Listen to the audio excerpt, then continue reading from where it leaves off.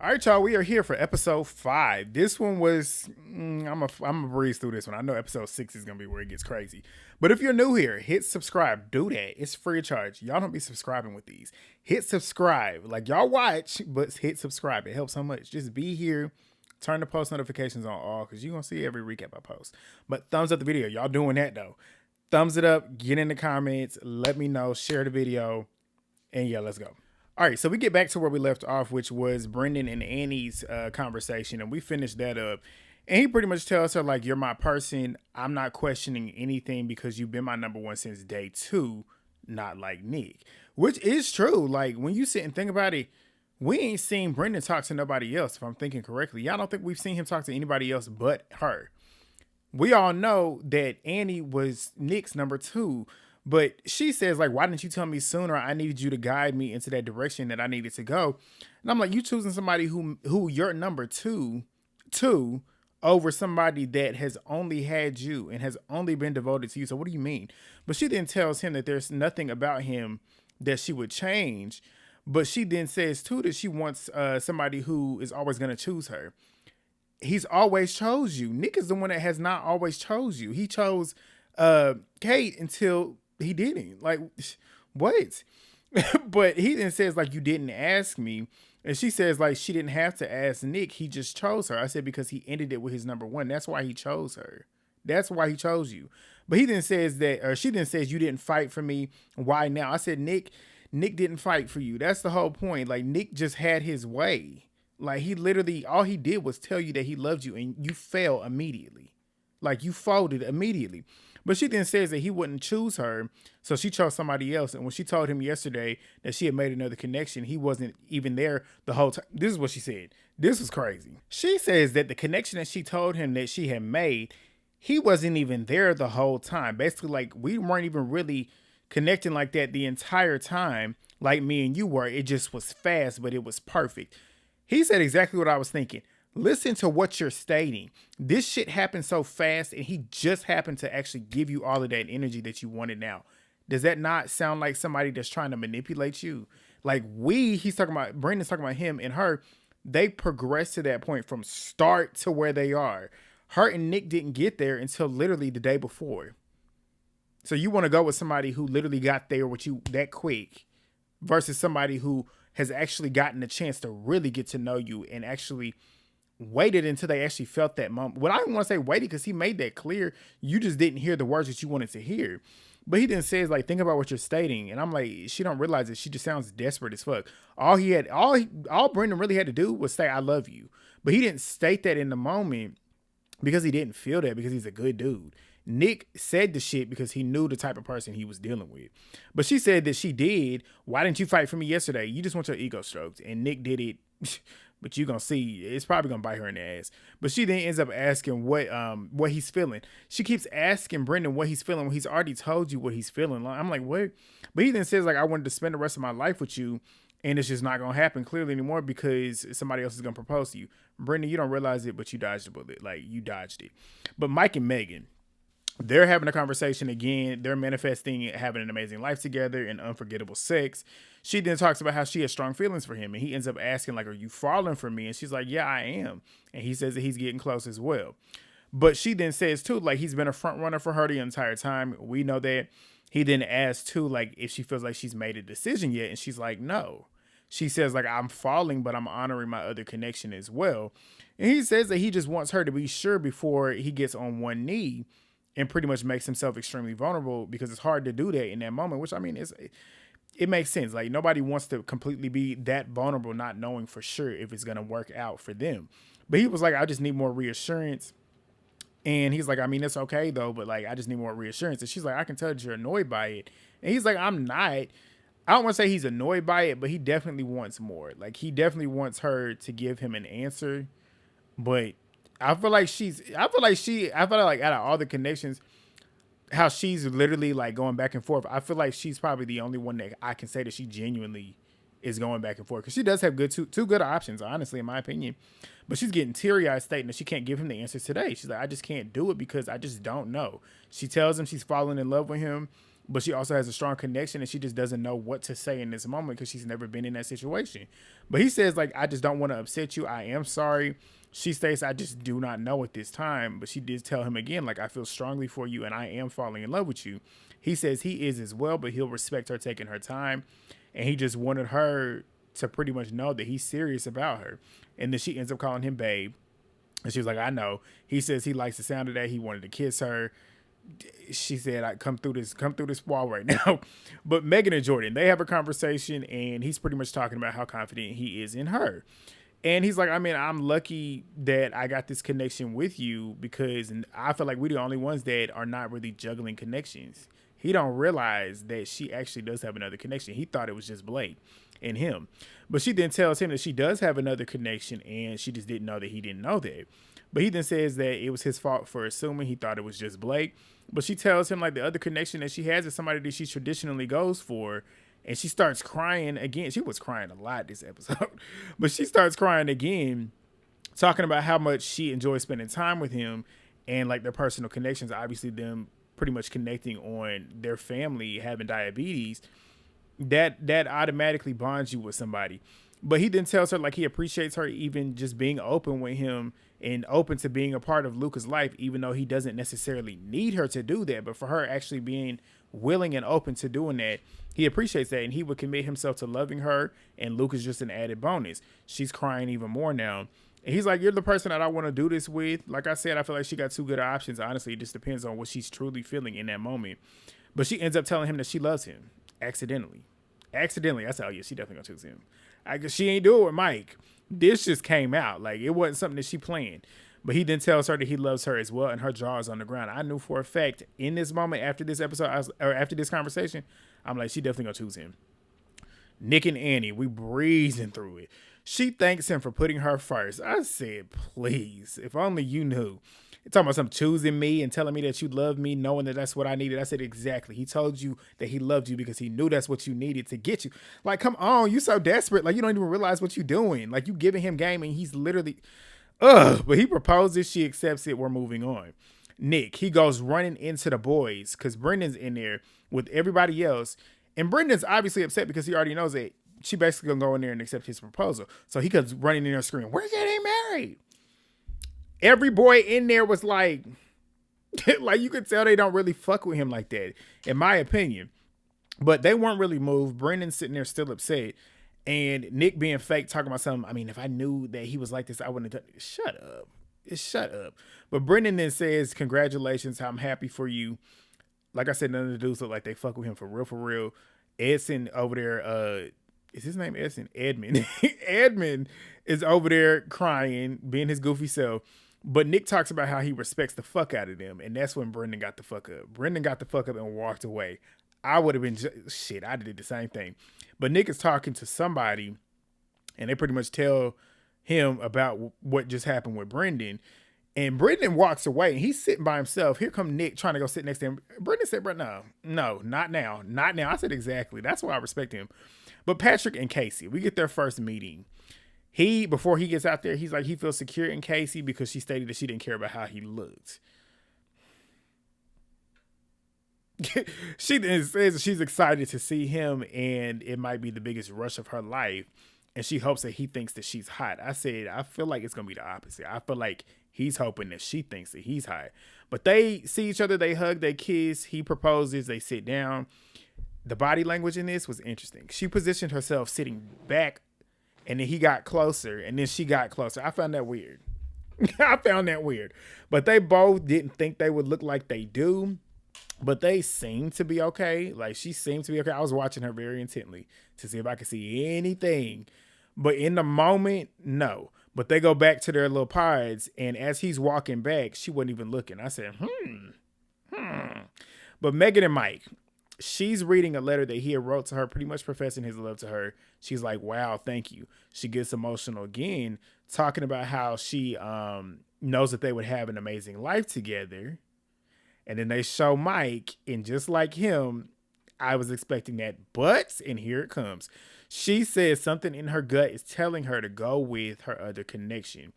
Because, like, she typically would go for somebody like Mike, and for once in her life, she's going to honor her gut. which I feel like that's probably the best decision that she could have made. But I don't know. I don't know, because I still feel like she has good options. I'm 50-50 with Jordan, 50-50 with Mike. It depends on the day. I feel like they have pretty decent conversations, both sets. But I feel like Jordan, though, I feel like the reason why I feel like she made the right decision, I feel like he brings out a more lighthearted side of her. She seems very serious to me, and I feel like she maintains that with Mike. But I feel like Jordan's gonna bring a little bit more youthfulness out of her. But he then said that he feels like an idiot.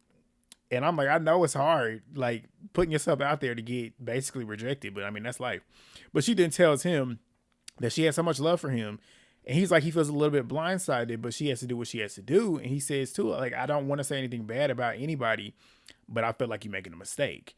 She then says, like, if we met in person, it would have been a done deal. Like, we probably would have been together, and I probably wouldn't have gone for Jordan in the real world. But he sings his praises. He's like, he's a good guy. He's a great guy. Personality wise, we're different, which they are.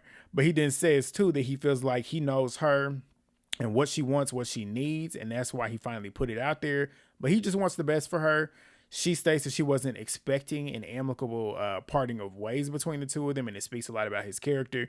She said that she was confident coming in, but just having these conversations and the way it went, she's second guessing herself. But he's like, don't make me cry. She tells him to cry, and he says that he can't. She asks why, and then he starts crying.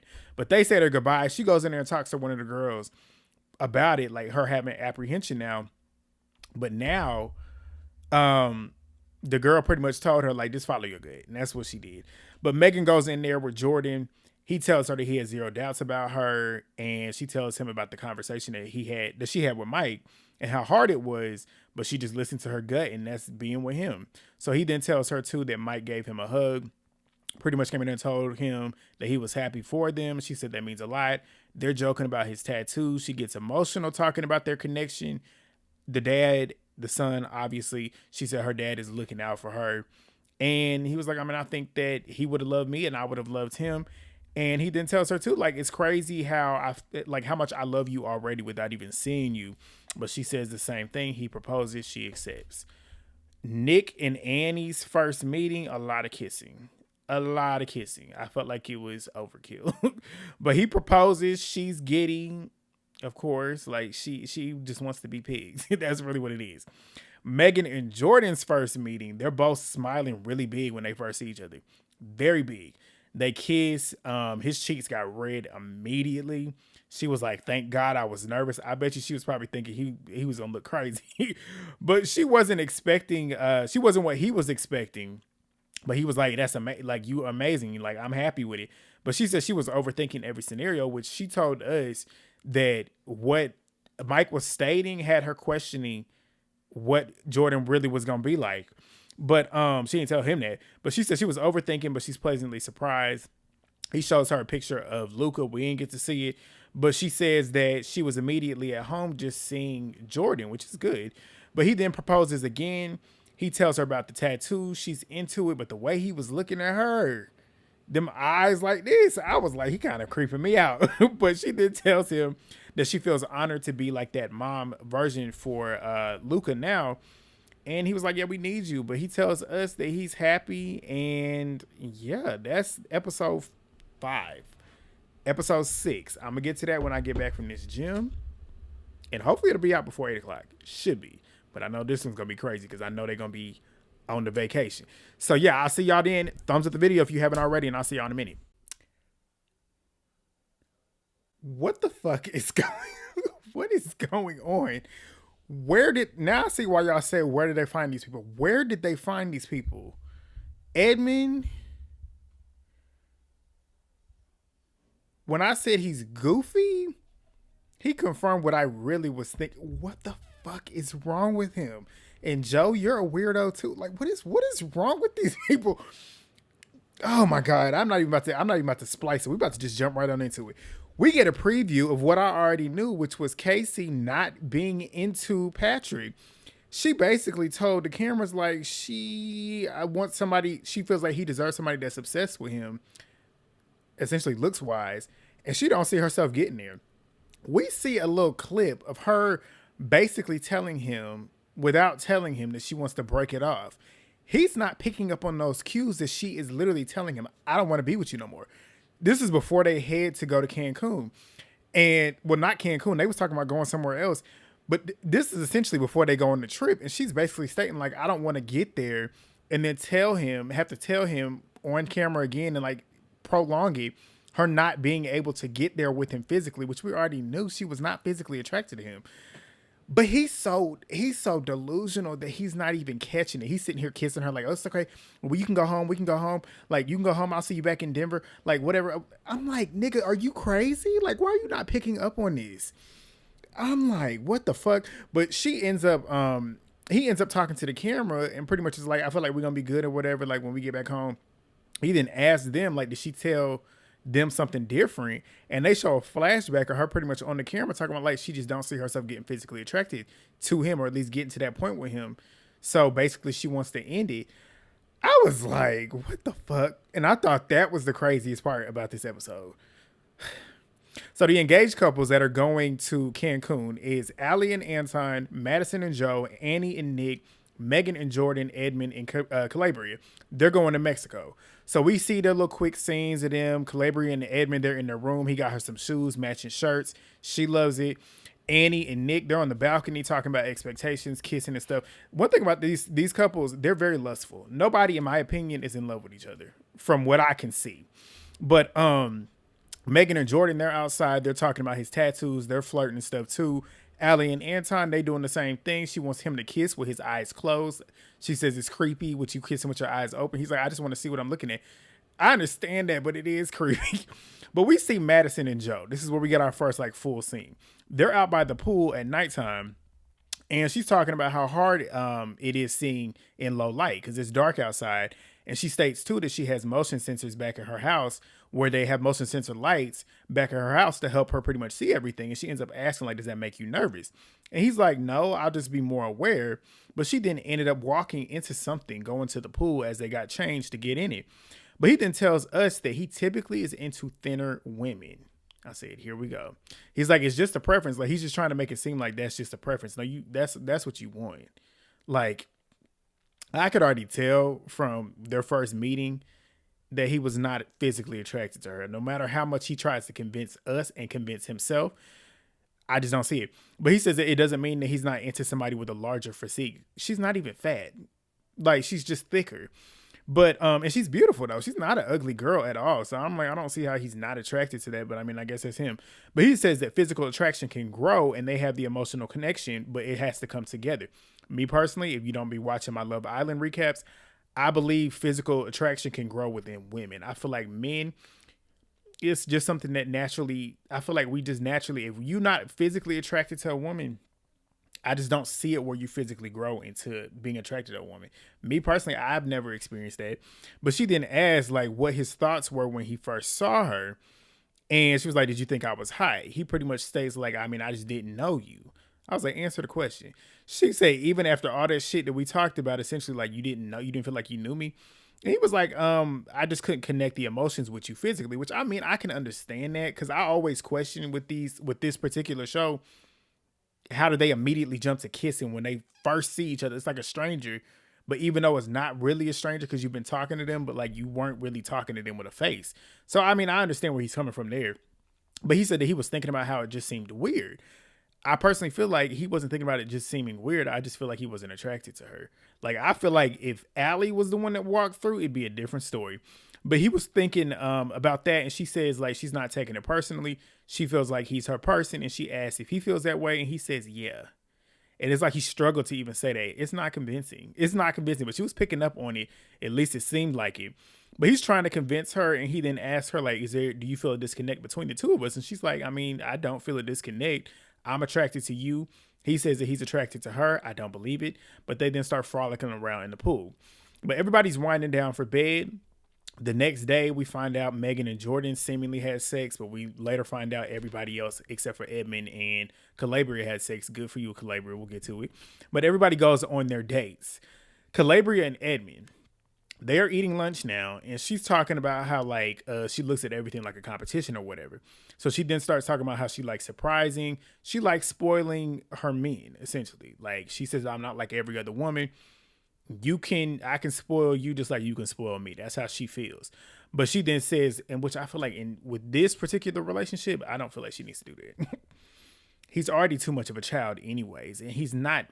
I feel like mentally he's delayed. We'll get to it though. But she says that he's gotten her beat so far with spoiling, and I'm like, really? But he says that he's a protector and he's respectful of her independence. Remember, he said that he's a protector. Remember that. She then says that she doesn't want to be like independent all the time because she's tired of being that. She told you that in the pods. But she then gives him a hypothetical situation on if a man tries to pretty much push up on her while they're together, holding hands. Like if he comes up trying to like run game on me in front of you, how would you react? This man says that he would try and walk away. So she then gives him an even deeper hypothetical. Say he grabs my arm and whatever. What you gonna do then? He talking about getting security. I said, what? What? Not only is he disrespecting your woman by putting his hands on her, he's disrespecting you too because that's your woman. Like, so he then, and you can see she immediately got the ick too. But he then says, like, I'm not going to cause a problem. You're not causing the problem. He is by putting his hand on your wife. Like, what? What? You should have bust him in his shit. Like, what do you mean? There's no, like, me. You're not going to disrespect me. And you definitely not going to disrespect mine. You disrespect her, then we really going to have a problem. Putting his hands on her. This is what blew me too, though. She said, so when we leave, I'm going to have an issue with you because you're supposed to be my protector. That's not protecting her. Getting security and then walking, that's not protecting her. Say he grabs her arm and rips it or twists it. He could end up breaking her arm and you just sitting there not going to do nothing about it. But he says that I guess I would just be a pussy, then I'm just not going to cause any problems. I said, but you're going to let a man put his hands on your woman. Like, what? But she then says, like, if your size wasn't involved, you still not going to do anything. Say he's the same size as you. You're not going to do anything. He says he could be in a wheelchair. I'm not putting my hands on a man. But you're going to let him put his hands on your woman. I said, what the fuck is going on? She got the ick. And it's like she's kind of trying to raise him, essentially.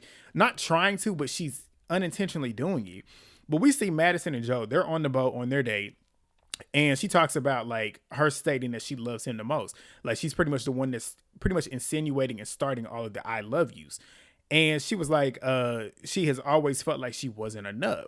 He then asked, like, did you feel like that last night? And she says she did. And he says, that wasn't my intention. I do find you sexy.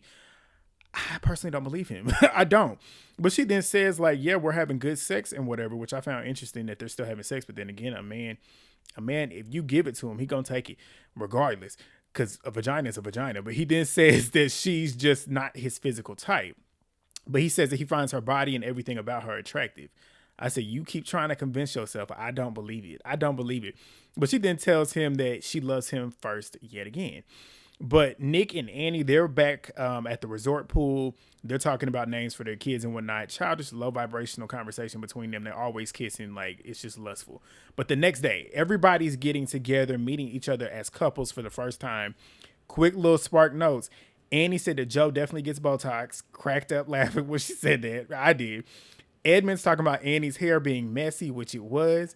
Allie says Nick has lizard eyes, and that is true too. But the girls, they're sitting around talking about the guys and whatever.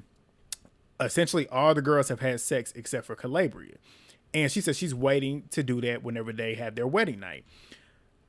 I'm glad she didn't give him anything, especially considering the end of the episode. But Megan then tells them that Jordan and her, they had the best sex she's ever had. Good for you.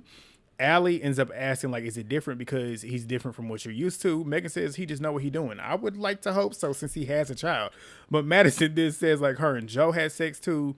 Allie says that she wanted to wait, but she couldn't. They then got the guys over there and they talking about sex too. And Edmond is pretty much the only one there that hasn't. And he's starting to feel some type of way about it, which lets you know he's a child in the head. Like, just because your boy's over here having sex doesn't mean that you have to. It's just like, what? Like, it's what? But he says it'll be a big day when it happens. So Nick then asks, like, if it feels natural, like, between them two, like, the physicality. And he says he got a hit before marriage.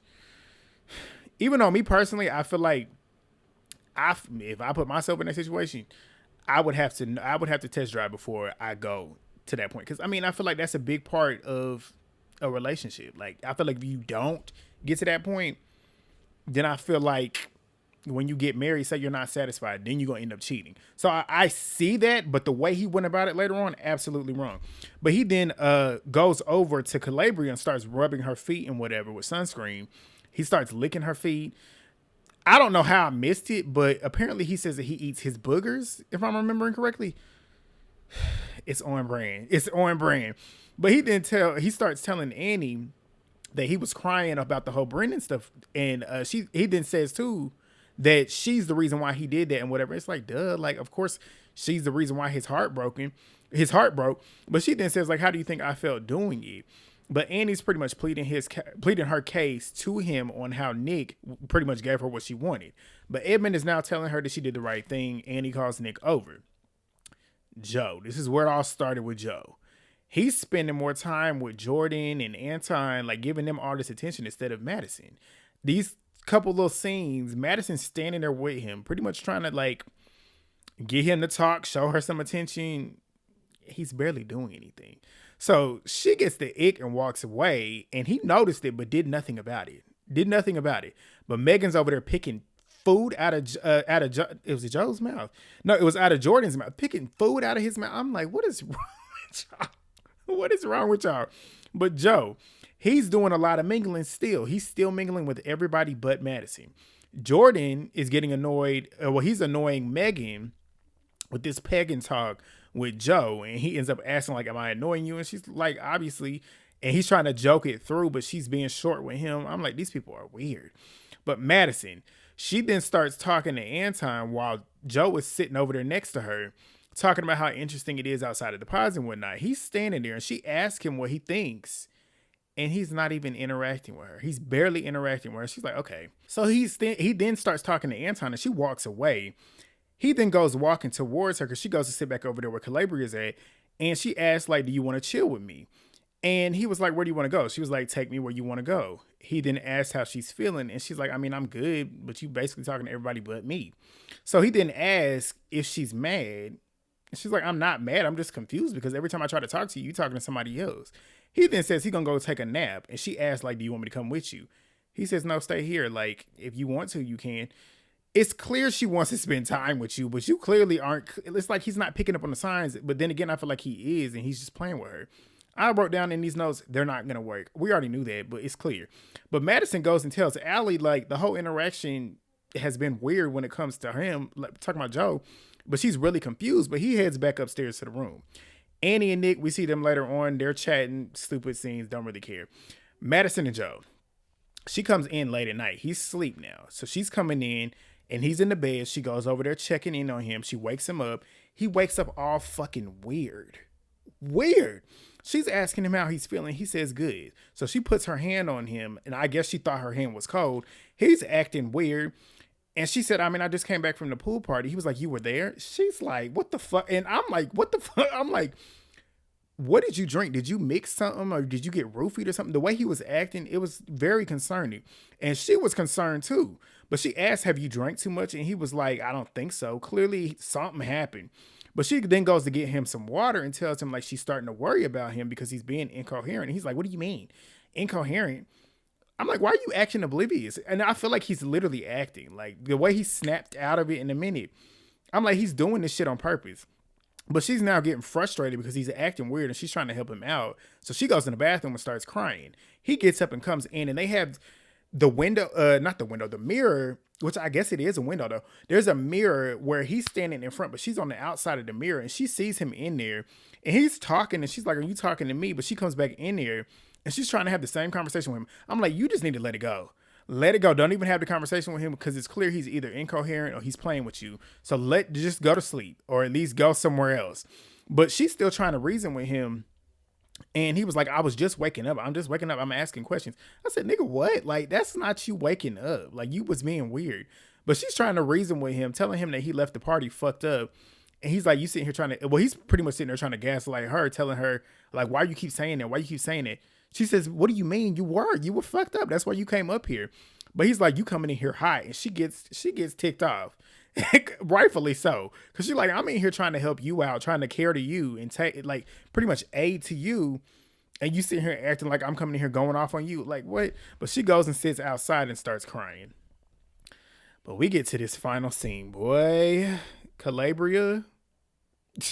Why are you still entertaining this man? Calabria and Edmond, they're talking about the couples and who they think is going to make it to the altar and who they think essentially is the best couple or whatever.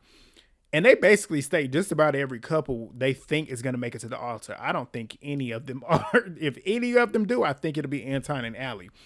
But he says that he feels that in the other couple's eyes that they think that they're the strongest couple, talking about them two. Why does that matter? Why does that matter? But she says that I think that they're all, she said that she thinks that they all think that they're a great couple, but I don't really care about what they think. And I'm not thinking about what they think. I said, exactly. But he says, like, if you had to guess, are we top two or bottom two? Why does it matter? Like, what? She then says, again, I don't care what they think. He says, well, I do. I said, what is wrong with these people? But she says, like, you caring about people that don't matter. They're not paying your bills and they're not putting food on your table. I'm like, exactly. And I can't stand people like that. That's why I can't stand people pleasers. People that care about what people think about them. Y'all are crazy. Y'all doing yourself a disservice because y'all too busy worried about what other people think. I have never in my life gave a fuck what anybody thinks about Grant LaShawn. So, like, I just don't get people like that. But he starts rubbing her feet. And she asks, like, does it bother you that we're the only couple that haven't had sex? He then says that he didn't know that they were the only. I said lie. But she then asks again if it bothers him, and he says it doesn't bother him, but that's okay. That's a lie. It does bother you. You just told the boys that. But she then asks, like, what do you think? And he says, like, we're the only two. And I'm like, again, why does it matter? Why are you sitting here comparing your relationship to other people's? Like, that's weird to me. But she then says that she's made other people wait in the past 9 months, years. And she has that right because guess what? That's her body. If she chooses to let somebody hit 2 days into knowing them, that's her choice. If she decides to make somebody else wait 2 years, that's her choice. She has every right to do that. But he then says, like, you gonna make me wait? If she wants to, she has that right to do that. What do you mean? She says, I told you 4 weeks. Like, I told you 4 weeks, basically marriage. And he's like, what about the ones that you didn't let wait? What does that matter? What does that matter? They're not present in her life now. That's how I knew. I'm like, she better wake up. She then says those are like basically like some whatever niggas. She didn't say it, but I said it. But she says she didn't respect them or whatever. He then starts trying to state something. And she was like, 30 days, is that too long for you? And he passive aggressively says, like, you can interrupt me, but you just letting, and then like doesn't even finish his sentence. She said, what? Like, talk. He's sitting there screw facing her, looking at her like, or making like some little childish face, like he about to have a temper tantrum. So, which he did. But she then asked him to speak, and he says that he doesn't want to hear himself say it, because it sucks. And then he starts acting like a fucking kid.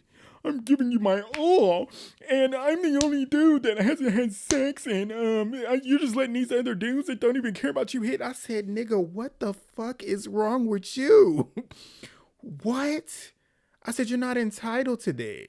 Like, that's her body. If she wants to make you wait, she gonna make you wait. She has every right to do that. You're not entitled to that. So he then starts acting like a fucking child, saying like, you really let these other dudes hit, and I'm sitting here rubbing your feet, giving you my all, and you sitting here talking about marriage, and if it doesn't work, and then he starts laughing. I'm like, what is wrong with this man? I said something is wrong with him. But you think rubbing her feet is giving your all? Even in the pods, you didn't do that. I literally said like he lacks emotional maturity. I feel like she was giving more emotionally than he was. Look at that damn proposal where he couldn't even say anything but pretty please marry me, pretty please. What are you talking about giving your all? Like what? But he then starts acting like a child. And he says like what I just said. And she was like, I mean, I pretty much told you I would like to wait until marriage. And basically I refuse to play them games with you, basically. But she then says like sex might be sacred to you, but it might be more sacred to you than it is to me. But she then says too, the fact that them other niggas basically like them other dudes out there are getting coochie. That's what's bothering you. And you can't sit here and tell me that it isn't. He says, you're wrong. I said, no, she's not. She absolutely is correct. But she then says, okay, so if they didn't have sex, you telling me that you wouldn't be up here getting ready to have a whole temper tantrum breakdown? And he was like, you're wrong. She's not wrong. That's literally what it is. But he then says that he feels like he's more emotionally connected to her than she is him. I said, you are delusional. What? He then says that it hurt. And she says that she's not as affectionate, but those are things that they're going to have to consider before getting down the aisle because that's who she is as a person. He then starts fucking crying, yo. Boo-hoo crying, acting like a fucking kid. Talking about, I'm just a nice guy. I said, this nigga is mentally delayed. I said, something is wrong with him. Something is wrong with him. But he then starts stating that he's too nice. He's stuck on pretty much her having one night stands. I'm like, what does that matter? Like, what? She just committed herself to be with you for the rest of y'all's lives. She's not going to have a one night stand. But she's sitting there stating like, I'm not like that anymore. And I'm like, why are you even trying to tell him this? Like, at this point, get your shit and get the fuck out. Everything that's happening right now should make you say, you know what? I'm done. Take this ring. I'm done. But she then says, let's call it a night. I said, you need to call it quits. That's what you need to do.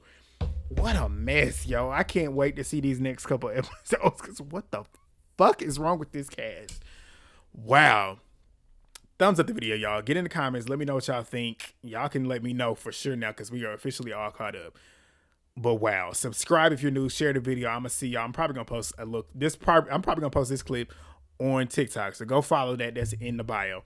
But I'll see y'all sometime this week.